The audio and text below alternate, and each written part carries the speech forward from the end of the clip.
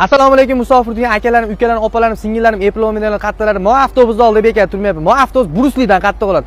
Sizlar qulaylik taraflarni aytib qo'yman. Kim samolyotda ketgisi kelmasdan, avtobus zo'r, qayerda ishonchli, qayerda desanglar, mana o'zimiz Toshkent katta bolalar avtobusi bo'ladi. Bemalol bitta kelasizlar, mashina nomerlariga telefon qilasizlar, tinch bor, tinch kelasizlar. Yo'llarda tushib qolay, puf qolay, anaqa edi, manaqa edi, hujjatlar qanaqa, voy, keling aka Captiva'da ketasiz deb aldashlari yo'q. Shunday kelasizlar, ichkarichi o'tda mo'tadir, eplominglar. Ichkariga kelasizlar, ko'rib qo'yasizlar. Qani? Akalar mana ko'ryapsizlar, 20 xonali uy ichi. Bemalol qiynalmasdan zaryadga deysizlarmi? O'tirasizlarmi? Eng qizig'i yukni hichamgina necha kilo bo'lsa ham olib kela olasizlar. Bemalol kelsanglar bo'l. Unaqa edi, hujjat qanaqa ekan? Yo'lda tushirib olay, kelinglar, men dam olib turiblar, ro'l tinchib olay degan narsa.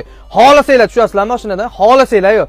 Shunday minlarni to'g'ri Toshkentga borib, tashlab qo'yadi, rahmat aytib qo'yasiz. Kim olib boradi yo'qka deb o'ylanmanglar. Hozir akani o'zini ham ko'rsatib beraman. Qulayligini ko'rib oldinglar. Bemalol, samolyotdan ham sharoit yaxshi. Liboy ko'rgan odam, buni to'smanglar, o'zimiz akalar jo'natyapti-yu, Moskvadan deb